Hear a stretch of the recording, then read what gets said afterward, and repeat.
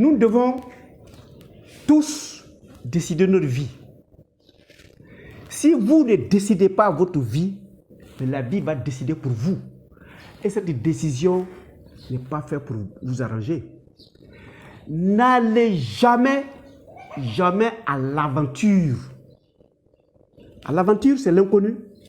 Et comme tu t'en vas chercher l'inconnu, tu trouveras cet inconnu, il ne faut pas que tu sois surpris. Alors, quels sont les effets de ces vilains sentiments sur nous et que devions-nous faire pour les surmonter, pour réussir quoi que nous fassions et quels que soient nos choix de la vie.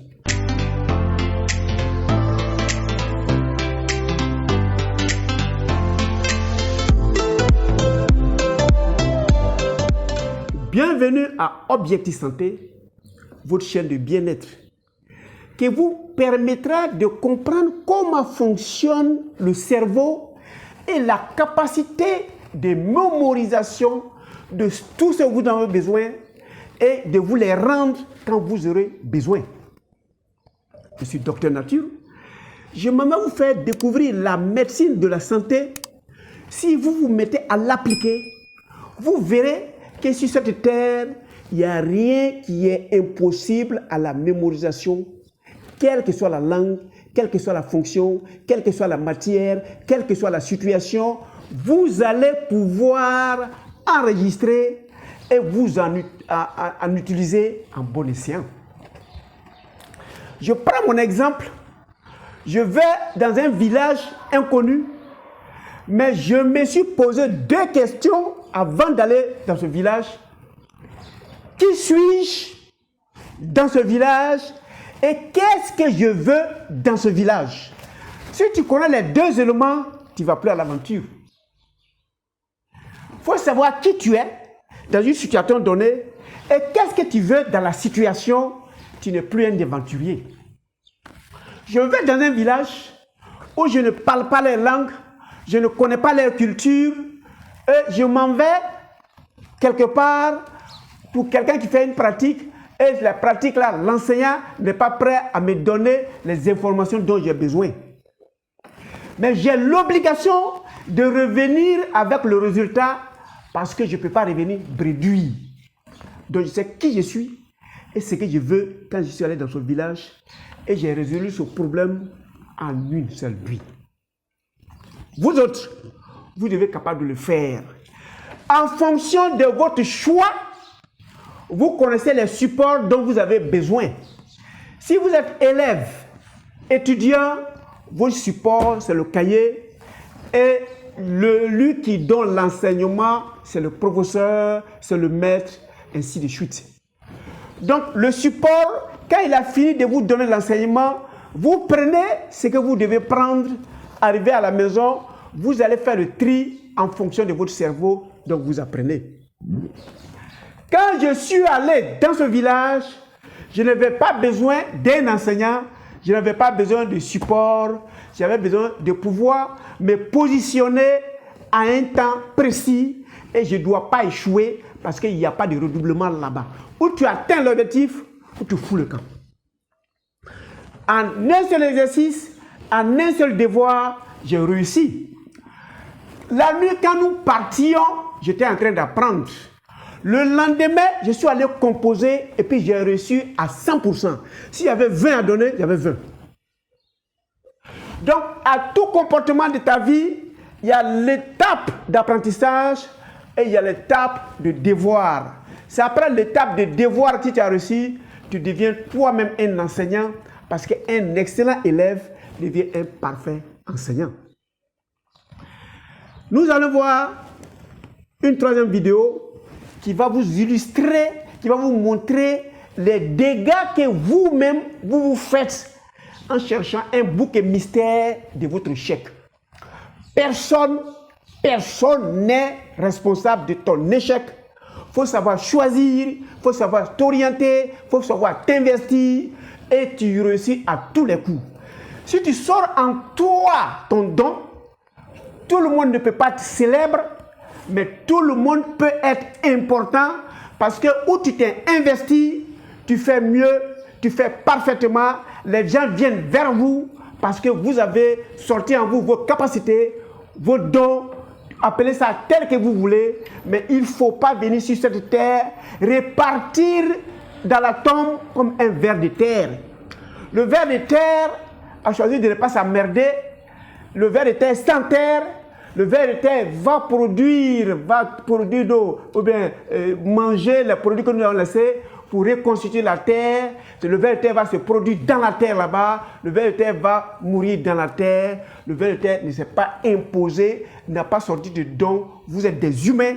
Vous devez, dans votre passage, laisser des traces, ou auquel cas vous avez vécu inutilement. Donc, prenez conscience de la vidéo qui va passer et on se voit pour la conclusion. La mémorisation se fait à partir de nos sens. Et nous avons 6 sens, donc nous avons 6 mémoires. La vue, c'est une mémoire. Vous me regardez, demain, vous allez me rencontrer quelque part dans un supermarché, puisque vous avez enregistré le visage du docteur Nature à partir de ces vidéos, vous direz, ça c'est docteur Nature de l'objectif santé. Quand vous m'avez vu, vous avez enregistré dans votre subconscient l'image de docteur Nature et partout où vous voyez, vous faites revenir ce stock d'images et vous dites, je le reconnais, c'est docteur Nature d'objectif santé. C'est la mémoire visuelle. Il y a le Dora, la mémoire de ce que nous avons senti.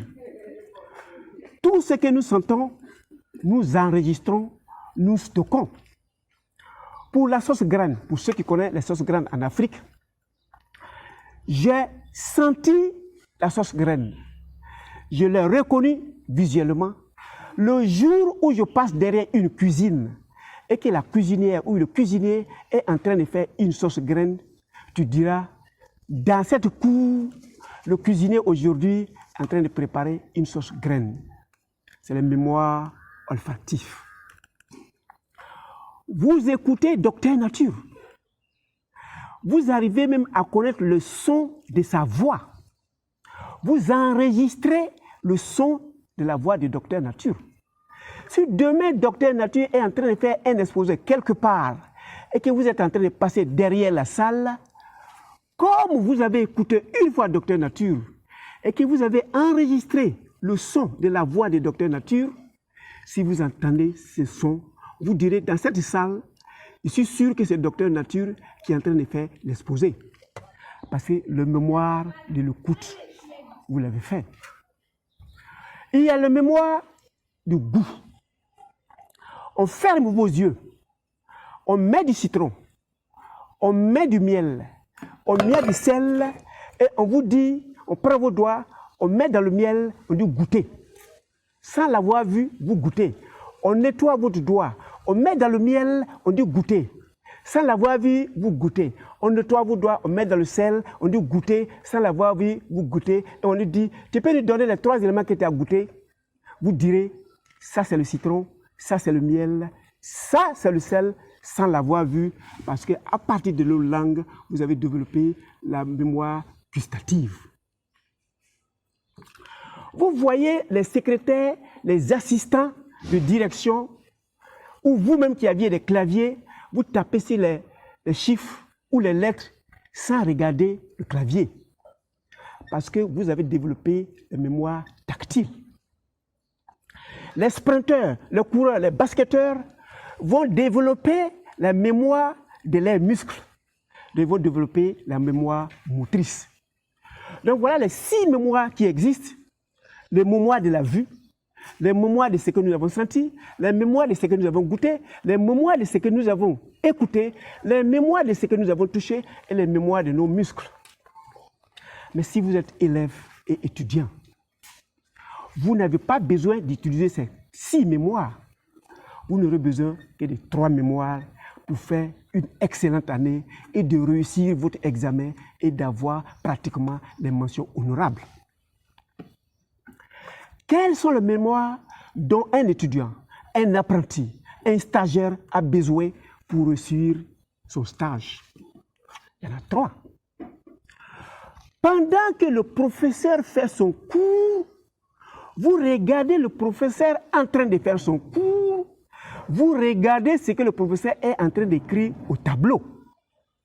Votre mémoire visuelle va enregistrer tous les mimiques du professeur, les écrits que le professeur fait au tableau, et vous écoutez ce que le professeur dit dans l'explication. Et vous vous mettez, par la mémoire tactile, à écrire dans votre cahier. Voilà pourquoi il est déconseillé à un stagiaire, à un élève, à un étudiant de tirer les cours, de sécher les cours, d'être absent au cours. Parce que la mémoire visuelle, la mémoire d'écoute ne peut pas se faire en dehors de la classe. Quand vous avez vu ces 3, vous verrez que votre camarade qui a cette habitude de sécher les cours, il prendra votre cahier, il se mettra à jour, mais à l'absence du professeur, donc il aura perdu la mémoire de la vue, il aura perdu la mémoire de l'écoute, surtout de l'écoute du professeur, et il a la mémoire tactile qu'il va utiliser. Quand vous allez réviser, il a beaucoup de plus d'efforts pour comprendre un cours. Et s'il ne révise pas non plus, il a pratiquement toutes les chances de subir le stress de l'examen, c'est-à-dire échouer. Alors, voilà les 3 éléments qu'il faut pour que nous ayons la mémoire. Mais quelles sont les conditions pour que nous enregistrons ce que nous apprenons? La première des choses, c'est son environnement. C'est expressément, nous sommes dehors, à côté de ces fleurs. La nature est faite de telle sorte que dans la journée, pendant que je inspire de l'oxygène et je expire du gaz carbonique, cette plante qui est à côté de moi va inspirer mon gaz carbonique et va me donner de l'oxygène en contrepartie. Donc actuellement, nous sommes en symbiose. Moi, je donne à la plante du gaz carbonique dont elle a besoin pour grandir, et cette plante me donne l'oxygène dont j'ai besoin pour mémoriser. Parce qu'il y a 2 facteurs obligatoires et indispensables pour mémoriser. La première des choses, c'est l'oxygène que nous avons vu. Et quand nous sommes dans de l'air de ce genre, surtout au milieu des plantes, les échanges se font naturellement et nous gagnons, la plante gagne. Le second élément, il faut du sucre. Notre cerveau n'a qu'un seul rôle, c'est d'enregistrer, c'est de stocker, et le jour où nous aurons besoin de l'enregistrement, le cerveau nous donnera et on dira que lui-là, il est très, très intelligent. Mais le sucre dont le cerveau a besoin, nous allons l'avoir où? Nous allons l'avoir dans les fruits, en quantité. Ça, c'est des oranges. Il y a du sucre dedans, du sucre naturel, simple, prêt à être utilisé. Ça, c'est de la papaye. Il y a du sucre simple, prêt à être utilisé. Celui-là aussi, c'est une banane. C'est des bananes, il y a du sucre dedans, et ce sucre, le cerveau a besoin. Mais je m'en vais vous dire, avec beaucoup de précision, que le cerveau n'a besoin que du sucre naturel. Les sucres raffinés, blanchis, le cerveau n'a que dalle. Et quand nous utilisons ce sucre, le cerveau qui utilise le sucre pour nous permettre d'enregistrer a besoin de révision, a besoin d'être réparé, a besoin d'un entretien. Les autres nutriments qui accompagnent l'orange, les vitamines qui sont dedans, les sels minéraux qui sont dedans, l'eau qui est dedans va nourrir le cerveau. Il aura beaucoup plus d'eau, il aura beaucoup plus de vitamines, il aura beaucoup plus de sels minéraux. Le cerveau est suffisamment réparé, il est prêt à prendre le sucre qui est dedans pour que nous puissions nous permettre à enregistrer les choses. Et l'oxygène que nous prenons a besoin, d'être redistribué dans l'ensemble de nos 1000 milliards de cellules qui nous constituent. Et la distribution se fait à partir du sang qui circule dans notre corps. Et dans ce sang, il y a un élément là-bas qu'on appelle le globule rouge. L'unique rôle du globule rouge, c'est de prendre l'oxygène que nous prenons et aller distribuer dans nos différentes cellules, parce que toutes les cellules ont une mémoire. Pendant que nous enregistrons, chaque cellule retient pour nous. C'est en ce sens que nous avons besoin, les cellules nous rendent bien. Sur nos langues, il y a des cellules qui enregistrent.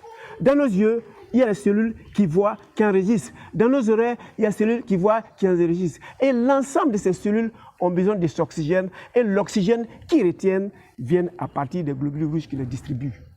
Donc, il faut avoir un bon sang. Et ce bon sang, nous avons à partir des autres éléments qui sont dans les fruits. Nous avons aussi besoin de se réhydrater. Quand vous réfléchissez, c'est la même chose que celui qui est en train de courir. Quand vous êtes en train d'étudier, c'est la même chose que celui qui est en train de faire des exercices physiques. Donc nous avons besoin d'eau en permanence. Nous buvons en de petites quantités, mais ça va faciliter la rétention et la compréhension des choses. Et le cerveau, quand il l'enregistre, il va stocker et il va nous les redonner. Donc ce cerveau a besoin d'être révisé en permanence et d'être entretenu. Et c'est avec les autres nutriments et cette eau-là qui nous permettent de donner le meilleur à l'eau. Quelles sont les conditions de rétention afin que quand on vous donne un devoir de 4 heures de temps, vous arrivez à traiter le devoir en 2 heures de temps? C'est facile. Pendant que je parle, vous êtes en train de me regarder et vous êtes conscient. Le conscient, c'est l'élève distrait, taciturne, qui ne retient rien. Et dans la tête de l'individu, il y a le subconscient qui est le bibliothécaire. Donc tout ce que vous prenez actuellement, vous donnez au bibliothécaire qui est votre subconscient, qui va le mettre dans la bibliothèque qui est votre inconscient. Le jour où vous aurez besoin de connaître, mais Docteur Nature a parlé un jour de comment faire pour faire une meilleure année. Vous allez envoyer ce bibliothécaire qui va aller dans la bibliothèque et va chercher le dossier que Docteur Nature a traité, que vous avez rangé dans votre inconscient qui est votre bibliothèque. Si c'est le seul dossier, vous avez regardé une seule fois cette vidéo, vous avez un seul exemplaire dans votre bibliothèque. Si après cela, vous avez fait d'autres choses, vous avez empilé les autres informations sur l'information de la mémorisation du Docteur Nature. Donc vous allez mettre une pelle d'informations dessus. Et le jour où vous aurez besoin de connaître les informations ou expliquer à quelqu'un la mémorisation, vous allez envoyer votre subconscient qui va aller dans l'inconscient, mais qui va prendre tout son temps en train de chercher le seul et l'unique dossier que vous avez rangé là-bas. Mais si vous avez visualisé plusieurs fois cette vidéo, ça veut dire à chaque moment, quand vous êtes en train de visualiser, vous mettez un exemplaire dans la bibliothèque. Si vous révisualisez, vous mettez un autre exemplaire dans la bibliothèque. Si vous révisez, vous mettez un autre exemplaire dans la bibliothèque. Donc vous allez voir qu'il y a une partie même de la bibliothèque où il y a les mêmes copies qui se répètent. Le jour où vous allez en examen et qu'on vous pose un sujet, comme c'est sur la mémoire et que vous savez que vous allez regarder un sujet sur la mémoire avec Docteur Nature, vous allez envoyer le bibliothécaire qui est votre subconscient, va me chercher le dossier sur la mémorisation. Vous allez voir, quand il va partir, il n'aura pas d'effort à faire parce que vous avez une pile de documents sur la mémoire. Donc il prend, il vous donne et le conscient va écrire. Donc, au lieu de 4 heures de temps pour faire un devoir, vous ferez 2 heures de temps parce que vous avez tellement révisé que vous avez une pile sur le thème donné, sur le sujet donné, sur le programme donné d'informations et qui est plein dans la bibliothèque. Donc, quand vous envoyez le bibliothécaire, il n'a pas besoin d'effort parce que c'est le même dossier qui est venu plusieurs fois. N'importe quel dossier il prendra, il vous donne, c'est la réponse, vous faites et vous avez gagné du temps. Et on dira que vous êtes très intelligent, vous avez réussi, au lieu de traiter le devoir en 1 heure de temps, vous avez traité le devoir en 15 minutes. Au lieu de traiter le temps en 6 heures de temps, vous avez traité le temps en 2 heures de temps. Oui, il faut réviser, il faut réviser, il faut réviser, jusqu'à ce que tu sois capable de te substituer au professeur. Mais comment fait-on pour se substituer à son professeur? La première des conditions obligatoires et indispensables, c'est de tout faire être en classe. Et les professeurs ont l'habitude de mettre le programme au tableau. Et progressivement, il va expliquer le programme jusqu'à ce qu'il finisse. Quand il sera en bas du programme, il vient de finir son cours. Donc vous avez fait trois choses. Le fait d'être présent. Le programme que le professeur a fait, c'est un homme comme vous. Il a appris comme vous. Donc vous devez être capable de le limiter. Donc la seule chose que vous devez faire comme effort, c'est d'apprendre le programme du professeur par cœur. Quand vous aurez fini d'apprendre le programme du professeur par cœur, vous le regardez comment il les développe, chaque thème, chaque titre, chaque sous-titre. Et vous copiez. Donc quand vous allez arriver à la maison, pendant la révision, vous faites la lecture et puis vous recherchez à faire la même chose que le professeur. Mais qu'est-ce que le professeur a fait généralement? Il a mis le titre. Il vous a dicté les différents chapitres et il s'est mis à vous expliquer. Vous faites la même chose. Vous connaissez le programme par cœur.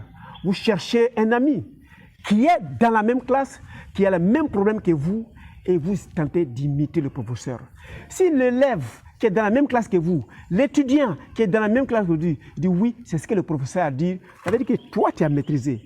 Et si jamais c'est ce sujet qui tombe à l'examen, tu feras comme le professeur et tu seras le meilleur. Tu seras excellent. Donc, vous deviez comprendre que quand vous êtes en année scolaire, ce qui est proscrit et dont vous devez vous éloigner, c'est des amis qui ne sont pas dans la même classe que vous, qui n'ont pas les mêmes problèmes que vous. Laissez-les en dehors de vos études. N'arrêtez pas les études, allez leur rendre visite. Ils ne peuvent rien vous apporter pour que vous réussissiez votre examen. N'acceptez pas qu'ils viennent arrêter vos études pendant que vous êtes en train d'étudier, parce qu'il va vous faire foncer directement vers l'échec. Faites de vos amis, ceux qui sont dans la même classe, ceux qui ont la même préoccupation, ceux qui ont le même souci que vous. Et si vous faites la même chose, et que vous avez le même souci, et qu'un explique, l'autre dit que c'est bien, l'autre écoute, il trouve tes incorrections, tu vas voir que une fois, deux fois, trois fois, tu vas ressembler au professeur. Mais pendant que tu es en train de ressembler au professeur, qui lui, il va te soumettre le sujet, tu es déjà admis d'office. Tu seras le champion de ton année et tu vas faire une meilleure année. Voilà, ensemble, on vient de découvrir que les éléments de l'échec nous appartiennent nous-mêmes. Au premier élément, nous avons à réagir face au nouveau professeur, nous avons réagi face à la situation, nous sommes allés dans la peur, ou bien dans la tristesse, ou bien dans la colère, ou bien nous sommes heureux, sans raison, ou bien sans bonne réflexion, et puis on a foncé directement dans ses conséquences. À partir de cet instant, chacun de nous a pris conscience, et je vous fais confiance, parce que mon objectif, c'est votre réussite. Et je suis sûr, à partir de ce instant, que vous allez ressortir et vous allez réussir ce que vous aviez échoué il y a bien longtemps. Merci. On se voit pour la 4e vidéo.